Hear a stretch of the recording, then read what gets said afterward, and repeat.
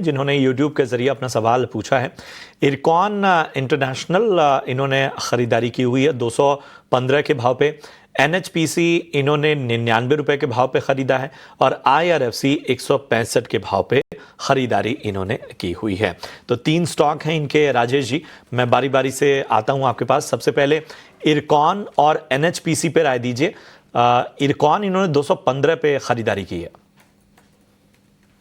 जी प्रशांत जी, इरकॉन का चार्ट देखें तो लास्ट 2-3 हफ्ते से लो वॉल्यूम के साथ ट्रेड करा है। वॉल्यूम से बहुत ज्यादा ही ड्राइड डाउन हुआ है, बट पास्ट में हमने देखा था कि स्ट्रॉन्ग वॉल्यूम्स के साथ प्राइजेस में एक अपमूव देखने को मिला था। तो कहीं ना कहीं एक लोअर वॉल्यूम्स के साथ एक्यूमुलेशन हो रहा है, की रिट्रेसमेंट लेवल्स पे है।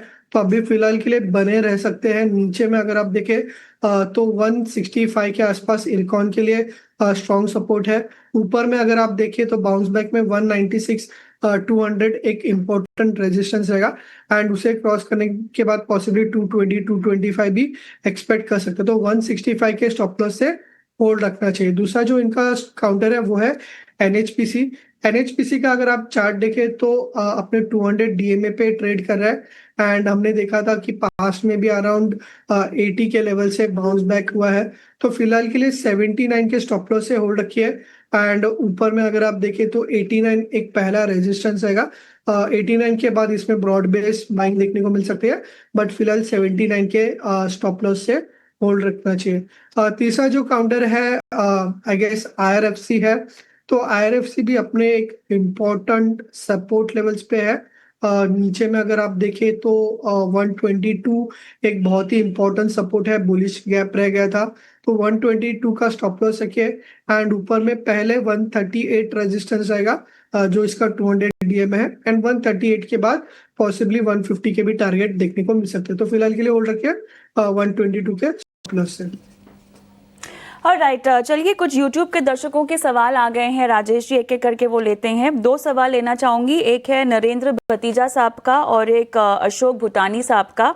नरेंद्र भतीजा जी का सवाल IEX पर है राजेश जी। इन्होंने जो है लॉन्ग टर्म रुकने का मन बनाया है। 183 की इनकी बाइंग प्राइस है IEX में, और अशोक भूटानी जी ने बिरला सॉफ्ट में खरीदारी कर रखी है, और लॉन्ग टर्म अगेन इनका नजरिया है 405 की इनकी बाइंग प्राइस है। दोनों का ही लंबा नजरिया है। IEX 183 और बिरला सॉफ्ट 405। देखिए, IEX का तो चार्ट स्ट्रक्चर डेफिनेटली डिस्टॉर्ट हो चुका है, एंड जनरली ऐसे मेजर वीकनेस के बाद मोस्टली देखा जाता है कि नेक्स्ट 2 से 3 महीने जो है स्टॉक कंसोलिडेशन में चला जाता है, एंड ओवरऑल वीकनेस में ही रहता है। तो सलाह ये होगी, अभी फिलहाल थोड़ा सा ओवरसोल्ड है, बट कोई भी बाउंस आता है, बाउंस में देख रहे सेलिंग आ रही है, तो 155 160 जोन मिलते हैं तो वहां पे एग्जिट करने की सलाह होगी। इस स्टॉक में नियर टर्म में कोई भी मेजर परफॉर्मेंस नहीं दिखाई दे रहा है, स्टॉक एक कंसोलिडेशन में जा सकता है। दूसरा जो काउंटर है वो है बिरला सॉफ्ट। बिरला सॉफ्ट अगर आप देखें तो कहीं ना कहीं वीकली चार्ट में एक बेस बन रहा है। नीचे में 385 380 के जोन में डबल बॉटम स्ट्रक्चर बना है, तो 380 के स्टॉप लॉस से होल्ड रखिए।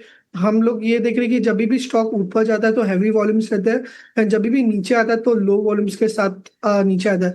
तो कहीं ना कहीं अक्यूमुलेशन हो रहा है। 380 का स्टॉप लॉस रखिए, ऊपर में पहले 450 के टारगेट्स बिरला सॉफ्ट में रख सकते हैं।